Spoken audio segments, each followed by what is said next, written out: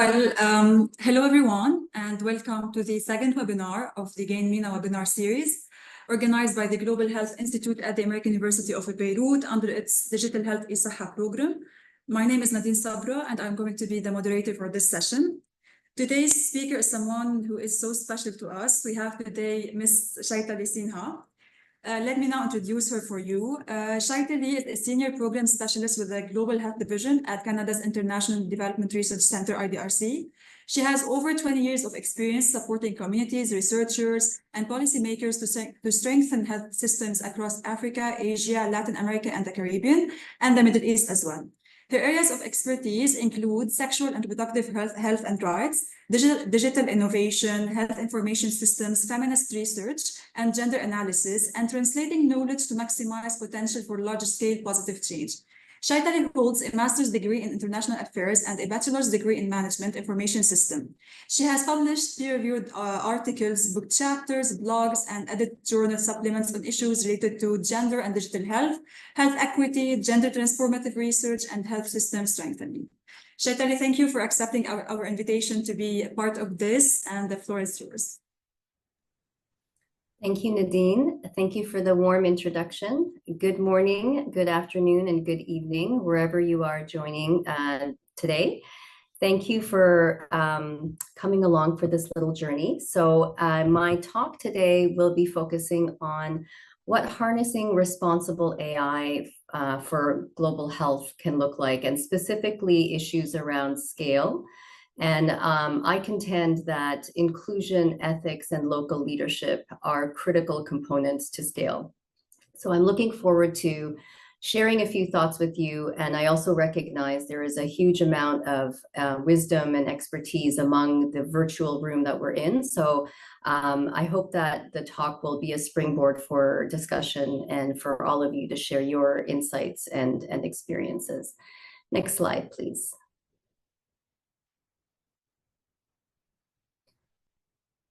So in terms of what I hope to cover, I'll give some contextual background, very quickly, just going through some of the global health challenges that are facing us, and then the role of data science, data, and artificial intelligence solutions to address some of those challenges.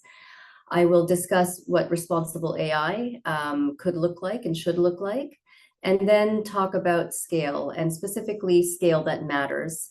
And given that I work for the International Development Research Center, IDRC, I will be talking about the role of research, the role of implementation research, so real-world research to fill some of the knowledge gaps to get us from what we think scaling responsible AI solutions could do for global health challenges and where we are now and what needs to be done in terms of filling that evidence gap.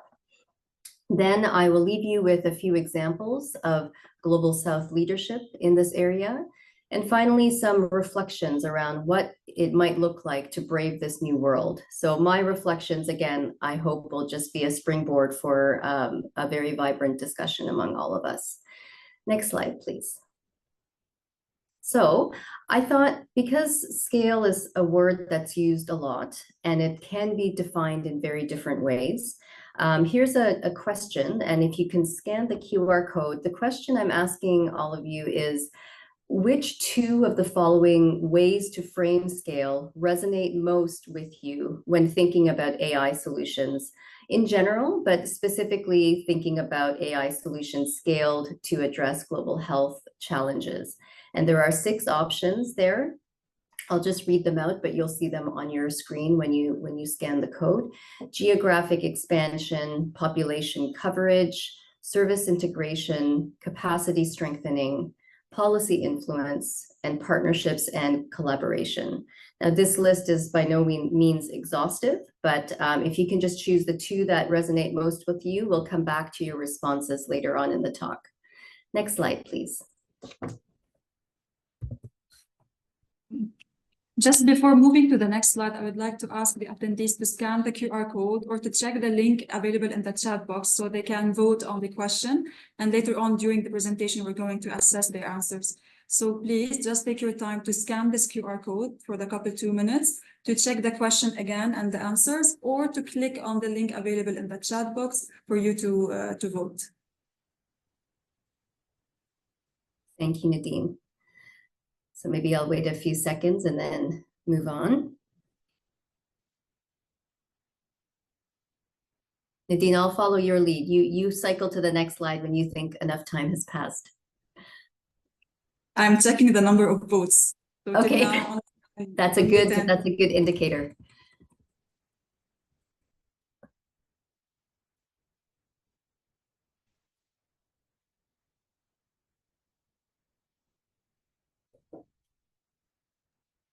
Okay, I think we can move to the next slide. Okay, thank you. So some brief context, because each of these topics can be multi-day lectures in and of themselves, but just some brief context to lay the groundwork around global health challenges, the role of data and AI in the next couple of slides. Next slide, please.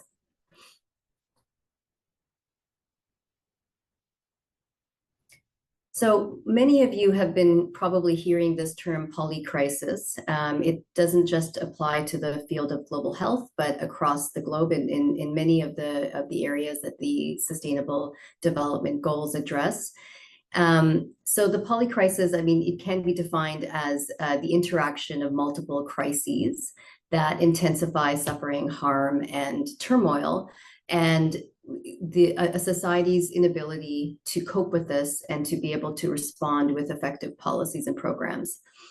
The ones I've listed here show up as being distinct or kind of not connected to the others, but clearly many of these phenomena are interdependent and there are some causal links between them.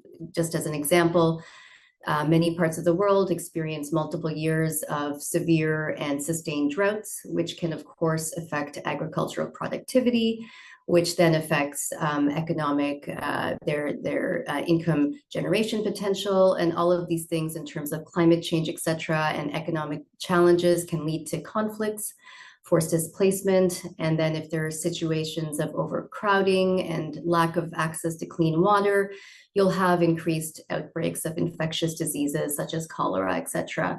And we already are facing a health worker shortage.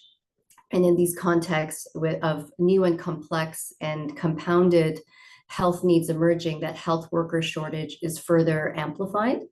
And with strains on the health system and strains on individuals' ability to cope, we are also facing this issue of an infodemic, which can be thought of as essentially mistrust in public health information and public health responses.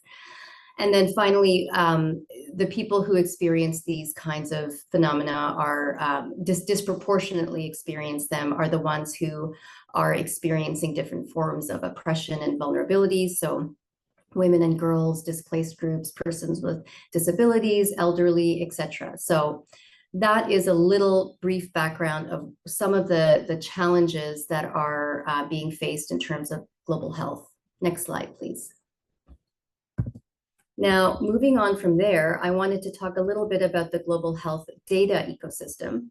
Now, I don't know how easy it is for you to see that visual on the right-hand side, but it shows just the sheer amount of sources and volume of data that we have. And today, this was generated in 2017. And just so you know, at the end of the slide, I do have a slide that captures all of the references that I use throughout, if you're interested to have a look. Today, we are living in an age where the volume of personal health data and public health data is at a level that it's never been at before. It's a huge amount of volume of data, and the sources as well are various. You have the electronic medical records, you have your public health surveillance systems, you have demographic surveys. These have been around for a long time. And then you also have things like, sensor data, you have wearable devices. So the sources of data are numerous and growing, and the volume of data is also quite large. Importantly, though, much of this data is predominantly unstructured, and that's important to mention because the lack of structure in data is hamstrings the ability to use it, to make sense of it, and to act on it.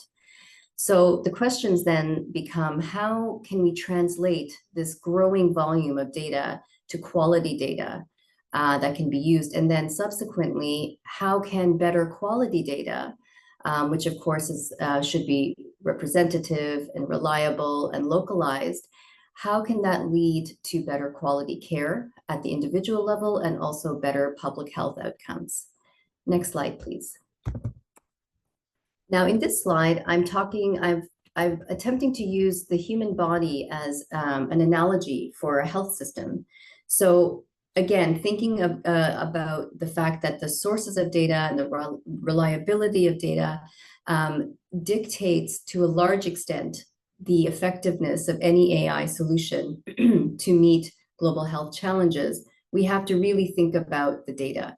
So just as within our bodies, we need to have reliable infrastructure and inputs. So whether that's your body itself and your nutrition, your environment, the air that you breathe. Similarly, when it comes to data and health and information systems, you need to have a strong infrastructure to be able to handle the data, to be able to generate the data, and the data inputs have to be very reliable. And so if you do not have the capacity to interpret the signals versus the noise, then it also becomes quite challenging. So you have a lot of data, but you just don't know how to make sense of it and actually act on it. That also, having poor quality data also impacts your ability to create feedback loops and then be able to act on what the feedback loops are telling you. So essentially, poor data quality leads to poor health of data systems. Corrupt data can lead to quote unquote infections in data systems that can lead to very nefarious outcomes for public health and also for individual health. And also biased data, which I will speak about in a little bit, can pervert the signals which influence the actions that are taken. Next slide, please. Now this slide is I think this is the final context setting slide that I have. We've talked about the polycrisis in global health. We've talked about the vast volume and the sources of data that we have access to today. But it's important, I contend, to think through the non-neutrality of data and data systems and analysis. I find this coin image very simple but compelling as a way of showing how the system of inequalities, which is the coin itself, has two sides. You have the unearned privileges on the top and the unearned oppressions at the bottom. So data that is collected and used will inevitably assume the values of the society which it is operating in. So that means it will assume parts of social and gender norms, historical vestiges, current socio-political kind of trends that are happening. All of these come through in the data. It comes through not just in how the data is collected, but how systems are designed, how data is subsequently structured and then analyzed. So, and then on the coin beside it, it just with the arrow, with the lines shooting out from it, you can see how different manifestations of the unearned privileges and the unearned oppressions can make themselves known. So my point showing this is that it's a way to show that the input data and where it's being gathered from will inevitably affect the output. So if we ignore this reality of actually unpacking where the data is coming from, who's designing systems and who's benefiting from them, from whom data is collected, all of those things, intentionally or unintentionally, we will end up deepen and broadening inequalities. So yes, we do live in a day and age where we have more data, we have faster compute, we have faster systems, more and more enabled by AI. But if the populations that are experiencing these unearned oppressions remain conveniently invisible because they can be difficult to reach, difficult to count, then we're not leveraging the potential for AI to be responsible and to help really redress health inequities. Next slide, please. Okay, so I'm going to spend very few minutes talking about AI because that's what this presentation is kind of based on. So I thought it'd be important to just have a few slides about AI to set some groundwork. Next slide, please. So there are two branches of AI, discriminative AI, which is also sometimes known as predictive AI, and generative AI. So very simply put, this is broken down. Discriminative AI, what it does is it makes a prediction. It makes this prediction by learning a function that fits the data it has access to, and then it's trained to be accurate and tested against ground truth data. So discriminative AI and generative AI serve different purposes, which is something I wanted to emphasize. Discriminative AI, it learns from historical data to forecast or predict outcomes. Whereas generative AI, rather, as its name would suggest, it generates content, be it text, code, music, and it then tries to predict the next word or the next item based on a huge data sets, based on relationships it can glean from huge numbers of data sets. And then it's trained to hallucinate and not to be accurate. So generative data, what it does, I'm sorry, I keep saying generative data. Generative AI draws on historical data and creates new content. And what's important here to also flag is that although people worry about hallucinations, generative AI rather is trained to hallucinate. So just something to remind ourselves that this is in fact what generative AI solutions are trained to do. Next slide. Okay, so this next slide, I'll be talking about large language models, which again, has been in the news a lot and affecting all of our lives, even if we don't know it. There's large language models, and then there are also large multimodal models, which can be thought of either as subset or a superset of large language models, because it's not just text, but large multimodal models have all sorts of data that it looks through. So large language models have dramatically altered the game when it comes to using AI in health systems, but in general. Why has it done this? Well, it requires large data sets. And over the last few years, the number of training data sets on which these models are pre-trained and fine-tuned have grown dramatically. It also requires a lot of compute capacity, and this also has grown significantly over the last year or two, especially. I've put the term transformative in quotes to be, it's my attempt to be a little bit clever, because AI, large language models have experienced a dramatic leap because of something called transformer models, which is what it's actually using to generate the content. But also we can think about it as transformative results. And again, transformative does not always mean positive. It can transform our outcomes in either positive, negative, or mixed ways. So what it has done is it's transformed, I would say, the fundamental ways in which people approach problems, the way in which people vet options, and the way in which people implement solutions. Whether it's the outcome is positive, negative, or mixed, I believe it has fundamentally altered the ways in which people approach a problem and weigh options and then act on them. So large language models is a double-edged, they are double-edged swords. They can, on the positive side, they can provide unparalleled access to personalized responses, quick responses, easy to use interfaces, and easy interactions with prompts. However, it does have experiences, it does experience challenges when it comes to the accuracy of some of the results that it puts out. And specifically when looking at underrepresented contexts, underrepresented populations, and underrepresented languages. And on the issue of languages, there is a category of languages that is called low resource languages. And these are languages that lack the digital linguistic resources and also have insufficient training data sets in these languages. So as an example, there was a study done last year that found, it was a study on the open source Llama 2 LLM, and it found that 89.7% of all of the training data set content was in English. So that was 89.7. And then in an example of a low resource language, something like Vietnamese, they had only 0.08% of the content.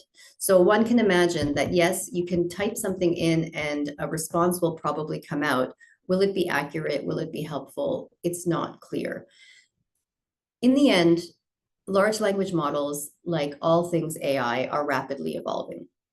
So I'm a pragmatic optimist. So I think that if we can continue to address these gaps when it comes to low resource language data and content, more representation, better local compute capacity, that these gaps can slowly be filled.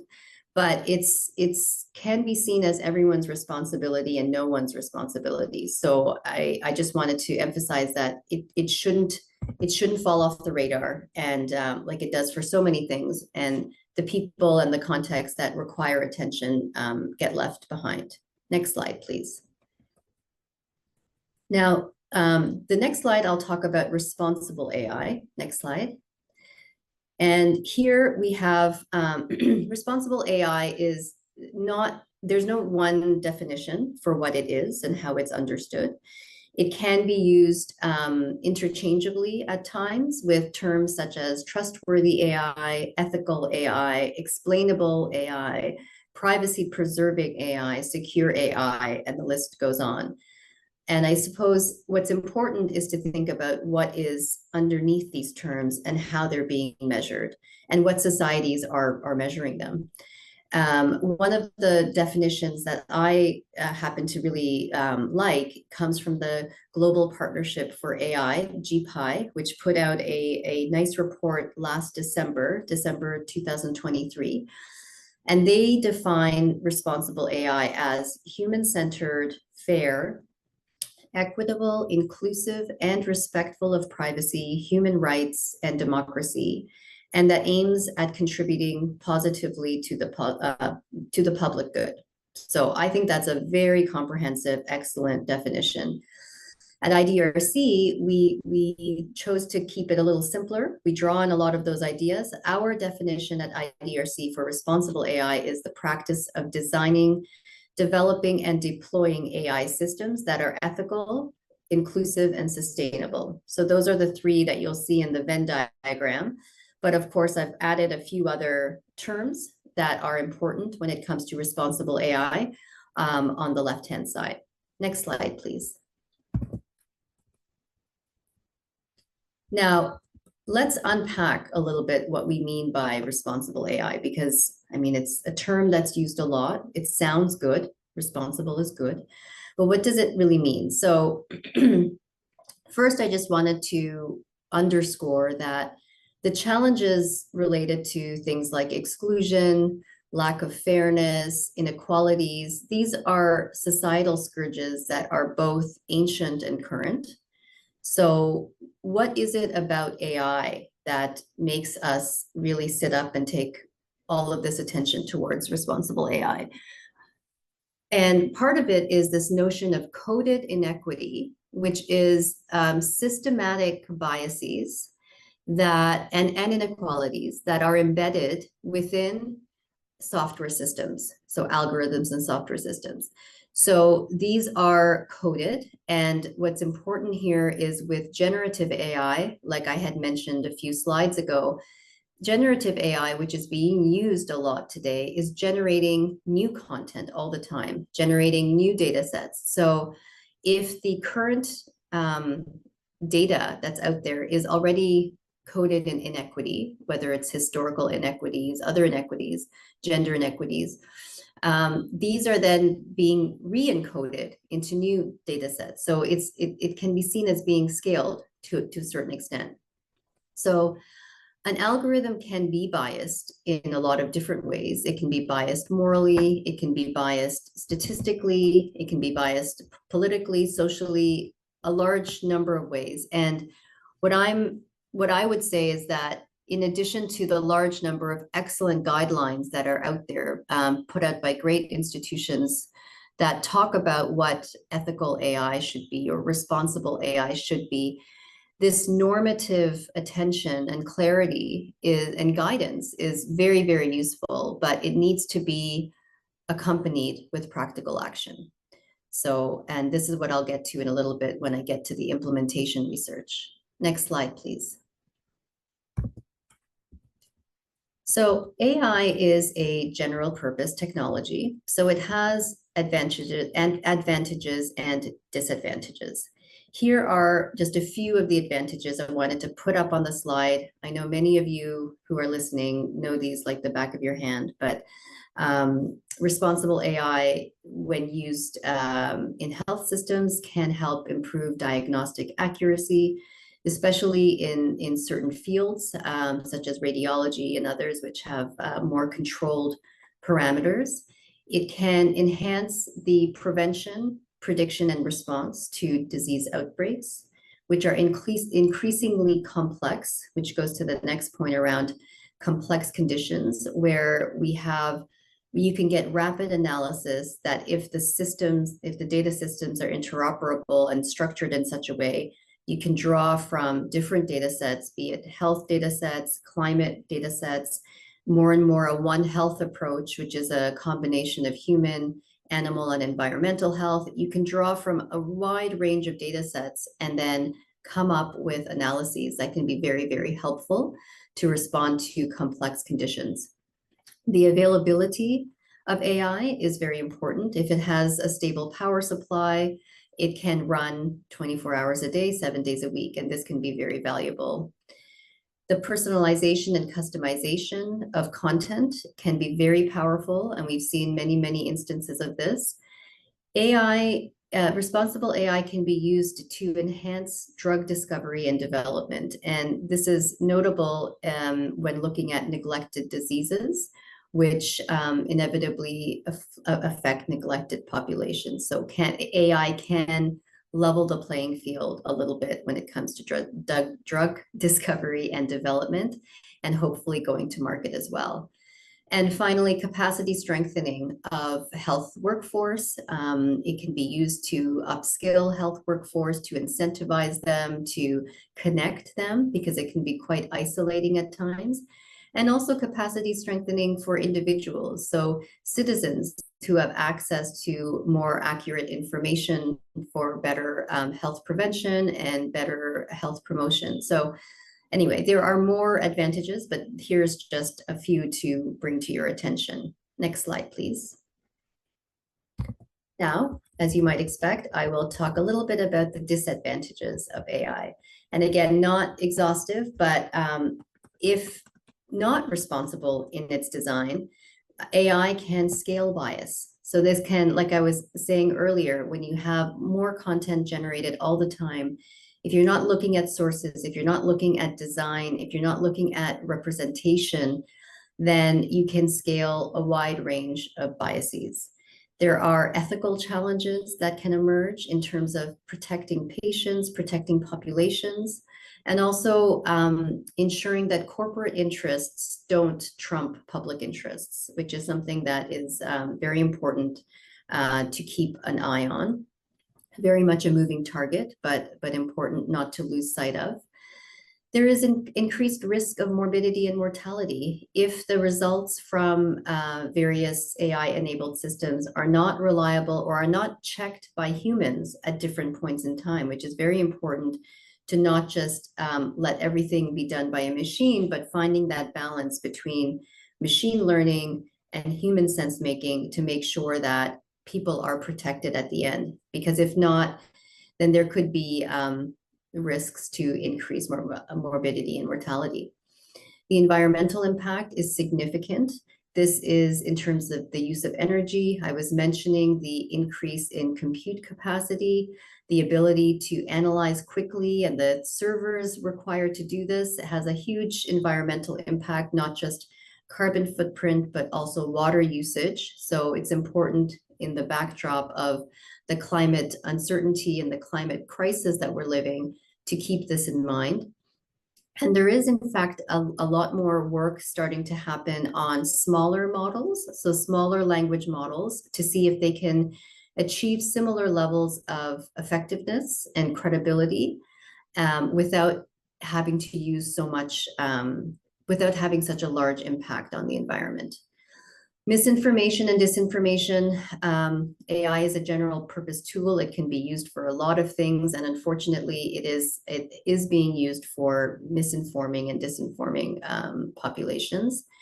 Jobs are being displaced, especially in certain types of jobs, which might be more routine. And challenges around data sovereignty and governance is very important to flag, because this is often, sometimes even when anonymized, but when not anonymized, when data is being shared across jurisdictions and there's no understanding of the broader implications around data governance, then that could be a challenge. Next slide, please. Okay, let's talk scale. We can go to the next slide, please, Nadine.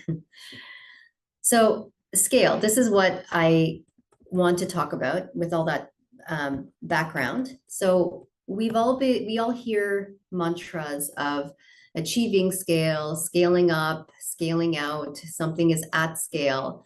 And these are all very compelling and they sound very exciting. But the questions I put forward are things like, who defines optimal scale? Who measures what a successful scale looks like? And when thinking about large language models or LLMs or LMMs, large multimodal models, you can see how AI-enabled systems are inherently scaled to a certain extent. So what happens when we take a scaled phenomena and scale it further? So I want to start by saying that, scaling is a choice, and it's a choice that requires an intentional strategy around how to scale, where to scale, what incremental approach to take, and when to monitor, learn, and make course corrections along the way. And in fact, I didn't mention it here, but there's a lot of work out there on scaling strategies, scaling templates. IDRC and many, many other organizations have put a lot of thought into this. So it's really about balancing that push for innovation to have a more positive impact, but balancing that with the protection, safety, and trust. And when things are at scale or go to larger scale, who is held accountable for the failure of something at scale? And this isn't new for AI. It can be said for any kind of health implementation or health program that goes to scale. You have to be responsible for it.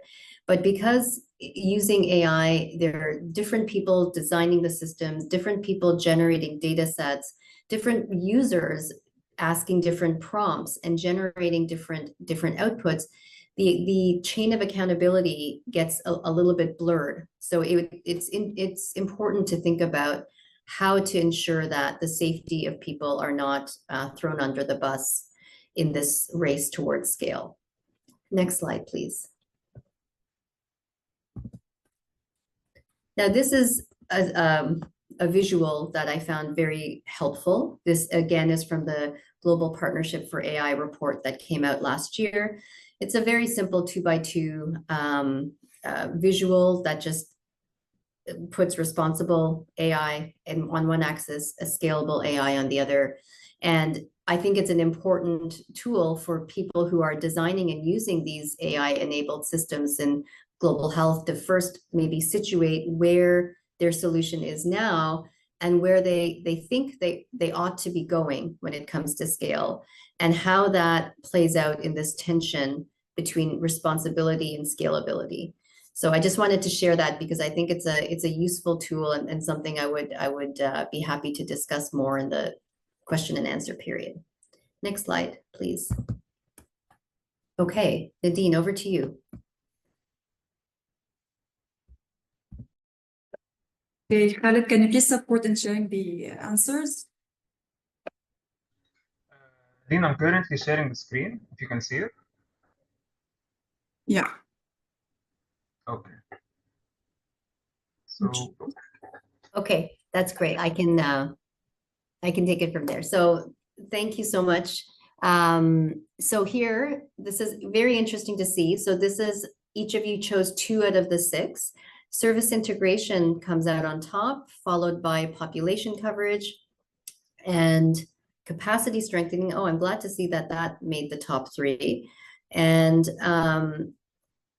population capacity strengthening, policy influence at 30%, partnerships and collaboration at 19%, and then geographic expansion, if you can scroll down just a touch, we can see, okay, 11%.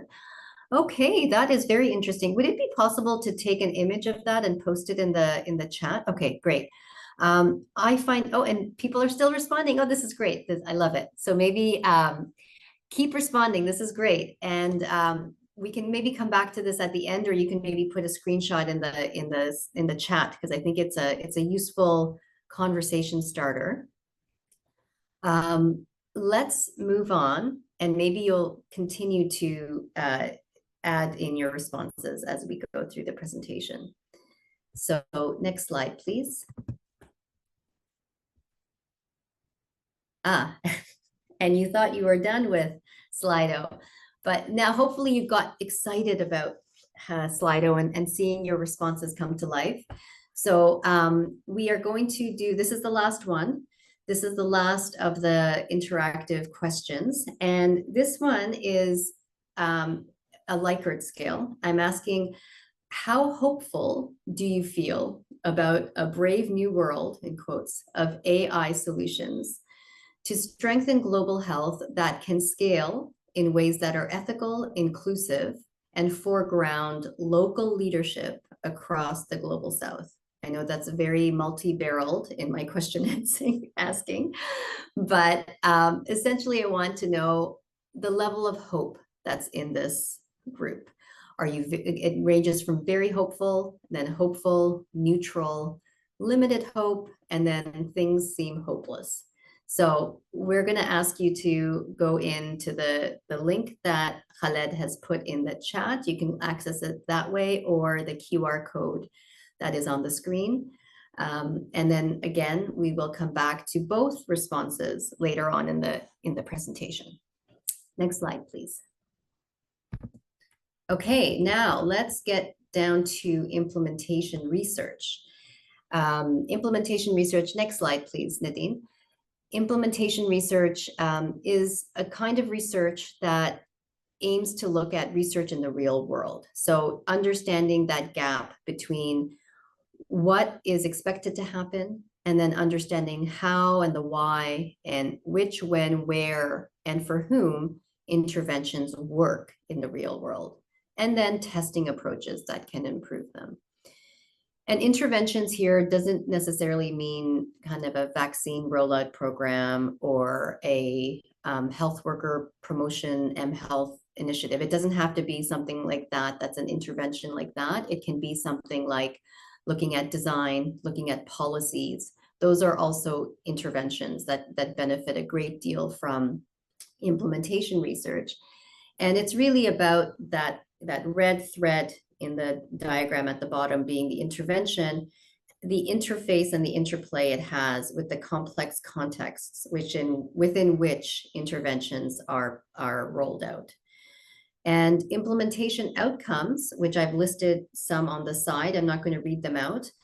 They are complementary but are different than health outcomes. So health outcomes will be looking at changes in health status, health behavior, things like that. Implementation outcomes are about looking at how the implementations fare. So oftentimes the projects that IDRC we support look at their implementation research. They have health outcomes that they are measuring, but they're also looking at implementation outcomes as well, because, you know, context matters. Next slide, please. A little bit about IDRC. This is the organization where I work. It was created over 50 years ago, and IDRC is part of Canada's foreign affairs and development efforts. The International Development Research Center, our role is to champion and fund research, innovation, and solutions. And we do this through funding researchers who are based in the contexts where these pressing challenges are being experienced. We have 5 regional offices around the globe. There's the head office in Ottawa. We also have offices in Senegal, in Kenya, in Uruguay, in Amman, Jordan, and also in India. Next slide, please. These are the objectives of IDRC for our current 10-year strategy, which is 2020 to 2030. It is about, 1, investing in that high quality research and innovation. 2, making sure that that evidence generated, the knowledge is shared and it's used so it can have the reach and the impact that it can. And then number 3 is to mobilize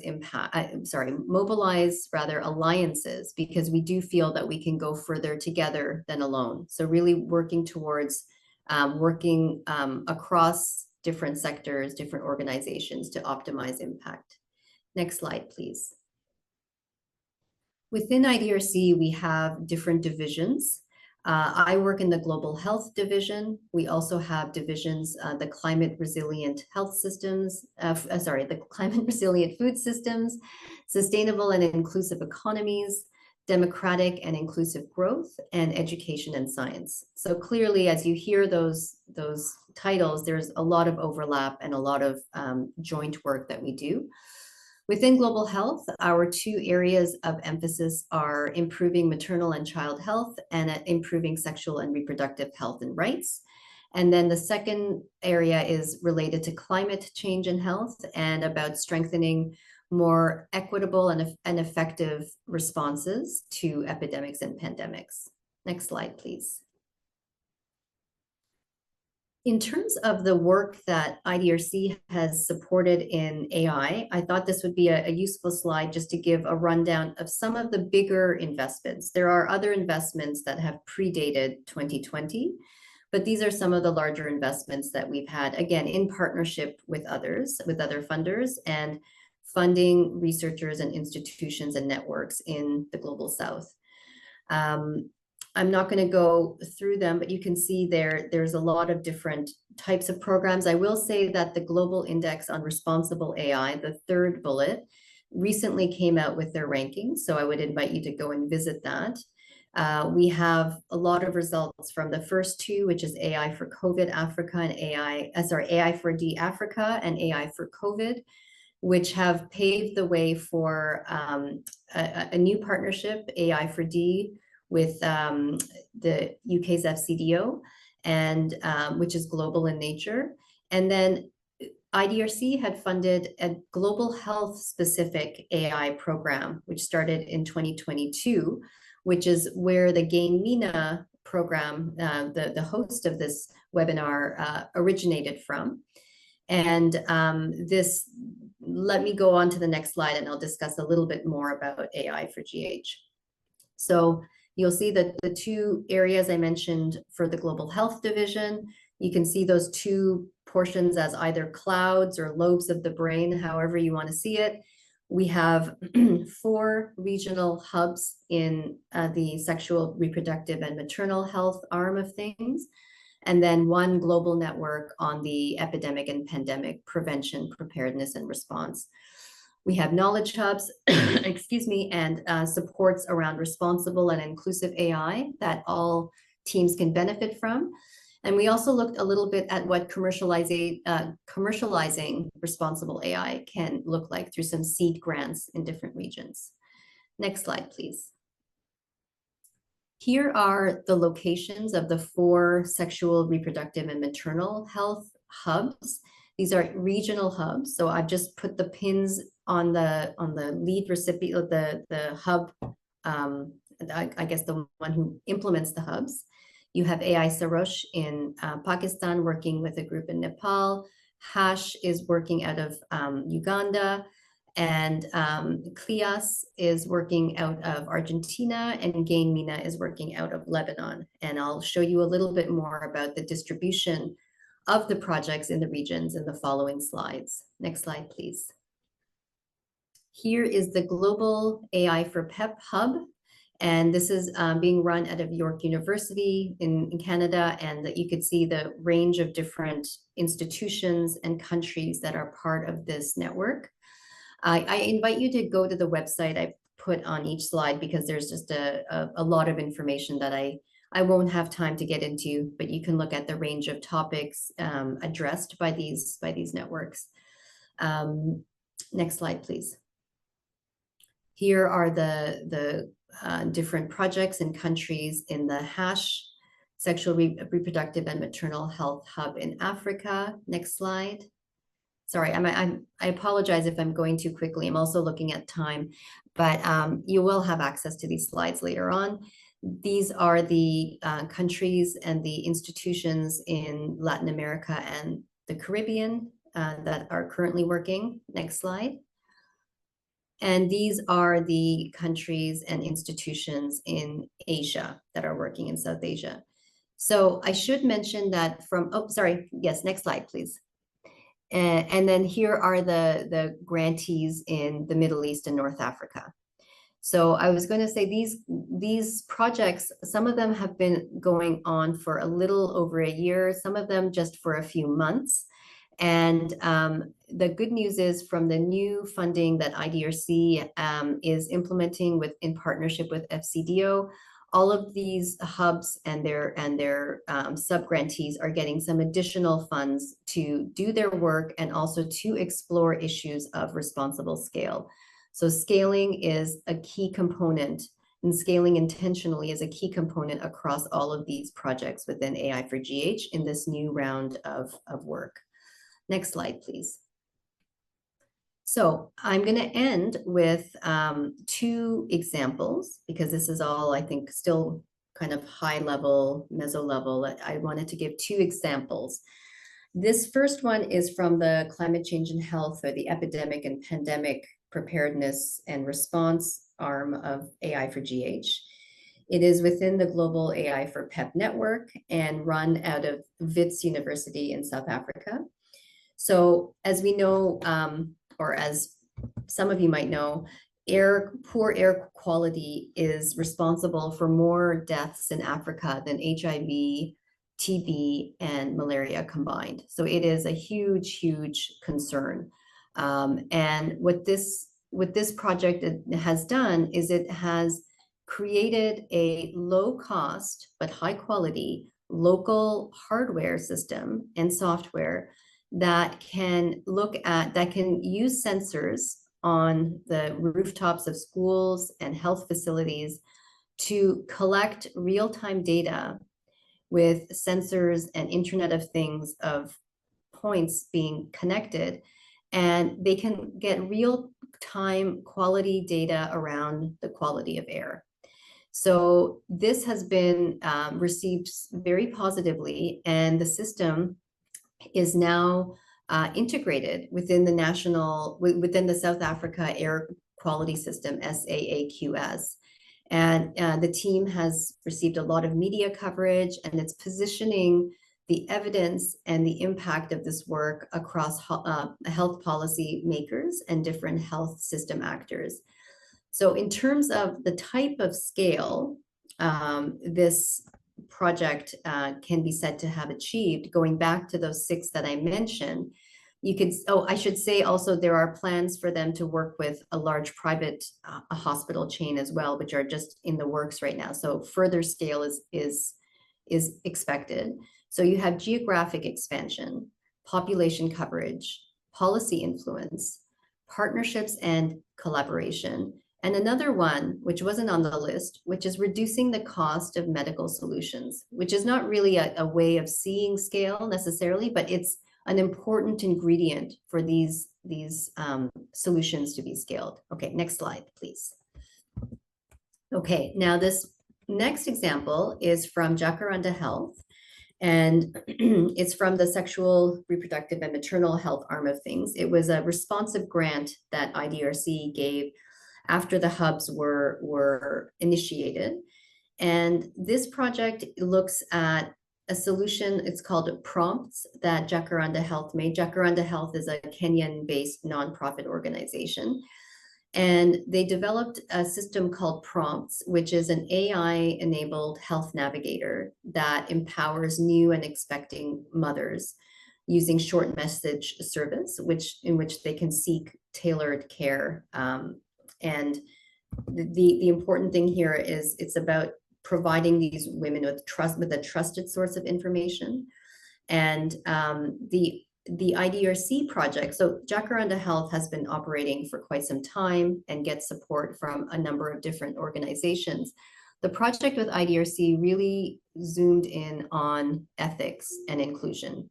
So typically the Prompts platform looks at screening and escalating risk linked to a single reported danger sign. So for example, heavy bleeding that's occurring during a pregnancy. And so now this project, the IDRC funding, what it's doing is it's looking under the hood of the Prompts algorithms and looking at identifying other risk factors which are linked to clinical risk. So things like a woman's household income, literacy level, geography, community structure. So all of these things we know are linked to adverse health outcomes, but it hasn't generally been incorporated into AI algorithms. And what's important here is Jacaranda Health is already being used at over 1,300 health facilities in Kenya, and they are scaling out to other countries in Africa, including Ghana and Eswatini and more. So here you have something already at scale, but there is an opportunity to examine what that scale could look like. So the types of scale here can be seen as geographic expansion, population coverage, partnerships, and collaboration, and I think also capacity strengthening. So next slide, please. And over to you, Nadine and Khaled. Oh, I'm so happy to see these responses. Okay, so I'm glad to see hopeful at 58%. Very hopeful, nice at 19 as well. That was higher than I was expecting. That's excellent. And only a 3% think things seem hopeless. So again, I'm a pragmatic optimist. So this gives me hope to see where we're heading. You should please continue to submit your responses if you like. I am going to ask Khaled, is it possible to go back to the first question to have another last look at the responses? I don't know if that's... Yeah, just give me one second. Sure, sorry. How about this? How about I go on to my reflection slide, and then we'll get to that, and then we'll open it up for questions. Okay, so just a few reflections to act as a springboard. So we know AI is a general purpose technology, which means it can lead to positive, negative, and mixed outcomes. It's an obvious statement, but just wanted to mention that again as a reminder when we're talking about scale. The how and the who with is just as important as the what. And that's something I wanted to leave you with. The positive transformative scale requires inclusive, responsive, and locally led and ethical processes. This is what I feel very strongly about. And similarly, I feel very strongly about, and IDRC feels very strongly about, strengthening Global South institutional and individual capacities to address that no-do gap, that knowledge gap between what we think works or ought to work and what actually happens in the real world, so implementation research. And this is, so those local institutions can be doing things like designing, deploying. We have to think about strengthening ethics boards as well. I know I didn't talk about that as much in the slide, in the talk, but when we're talking about ethical AI, if it's the local ethics boards who are vetting these applications, we need to also think about what kind of resources and what kind of opportunities do those ethics boards have to make sure that they can respond to what's needed. And then measurement, of course. So it's about finding that balance between scalability and responsibility, going back to that 2x2 visual. And I think I'm at time. I used a few extra minutes, but let's, Khaled, if we can go back to that response from slide 1, that might be a useful slide to keep up while people ask questions. There we go. Okay, so now population coverage is at the top. This is very interesting. Okay, wonderful. Nadine, did you want to moderate the question and answer? Yes. First of all, thank you for this valuable presentation and for sharing your knowledge with us. Actually, we have now 4 questions in the chat box, and we allocated more like 5 minutes for you to ask more questions. So let me check the questions. Okay, so the first question is, what are the policy implications for scaling AI in health? What are the policy implications for scaling AI in health? That's a very, very good question. The policy implications are multiple, because I think we have to look at policies around health policy. We have to look at policies around data policy. We have to look at policies. So the implications of scaling AI when it comes to policy is that policy considerations should not come later. It should happen at the beginning. So I feel that policy considerations should actually be driving, in some ways, the way in which solutions are designed. Because if they're meant to work in the real world, then it's going to be situated someplace where there are policies that need to govern certain things. So I think the best thing to do is to have people who are designing to be conversant with policy issues, and if at all possible, engaging with policymakers at different levels to make sure that the solutions are meeting needs, and also making sure the policymakers are understanding, or that the designers and others are communicating things in a way to policymakers that it's easy for them to understand what is being done. Because I think today what's happening too much is there's this huge divide in understanding each other in terms of just what it is solutions are doing, what different language means. And I think that language is almost being used as a way to create divides rather than creating convergence around this is a common need and we need to kind of all get on the same page. The second question is regarding hybrid between machine learning and human intervention. Is that related to manually adjusting certain outputs and weights based on what makes sense? If this is the case, can you please advise on how to calculate the errors or accuracy metrics for such hybrid or additionally human intervened layer? Okay, so Reem, you are asking the easy questions.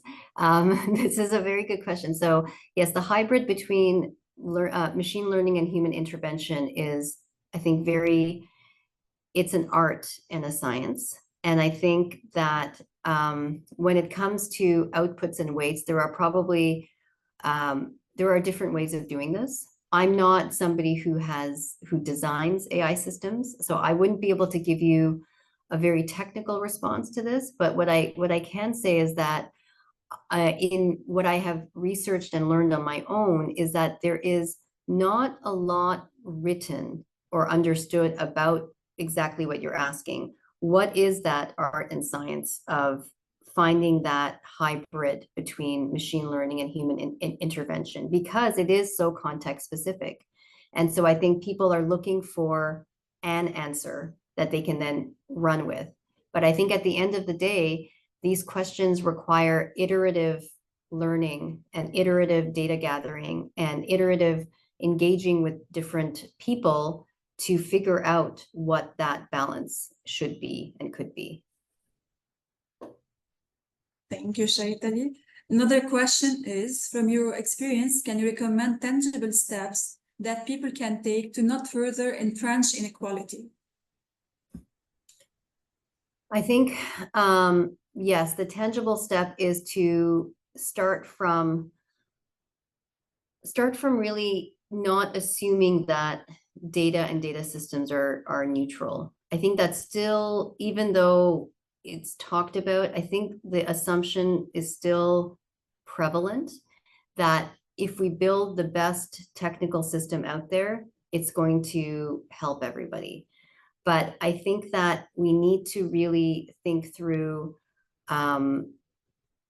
what is the fuel that fuels these systems, and in the end it's the data, and where is it that these data points are being generated, even down to things like who is collecting the data if it's being done by humans, how is it being collected, are we making sure that there are different checks. So I think that the kind of the ways to mitigate this kind of compounded exclusion is to really start at the root.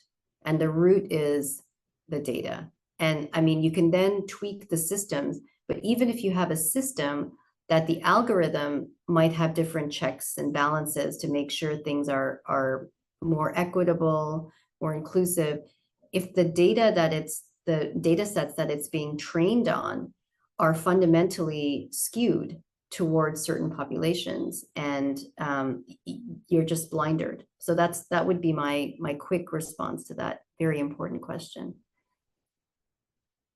For the sake of time, this will be our last question. Any particular dimensions to consider in academic setting? Any particular dimension in terms of okay, sorry, I can see the question. Any particular dimensions to consider in academic settings? I'm going to make assumptions here that you're talking maybe as a student, perhaps, I don't know, or maybe as a professor. I think dimensions to consider when it comes to AI use. This comes down a lot to those ethics boards that I was talking about and capacity strengthening. I think there needs to be a lot more awareness about what AI can be used for. And in terms of, academic publishing too, that's a whole other hour-long discussion around the role of AI in that when it comes to reviewing papers. So I think there are a lot of dimensions to consider in academic settings, especially because these are settings where it is expected that questions around inclusion and equity and all of those things are going to be broached and considered in ways that are going to advance the ways in which we can collectively think about things. So there's like a lot of nested things to consider there, that these are institutions where questions like this should be debated and discussed, and recommendations and new research can come about. But within the institutions themselves, they are grappling with how to manage the rise of AI and how to make it into a positive, transformative result.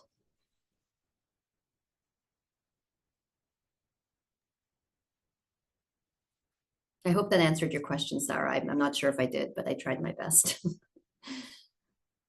Thank you. Thank you so much, Shaitali, for leading on this topic and for your time to lead on this presentation. This is a kind reminder that the webinar is recorded and will be available on GHI's website, also all over the social media platform for with GHI, and we'll be sharing the material with you by email. Thank you for attending, and thank you for being here, and see you in the next webinar. Thank you and have a good day.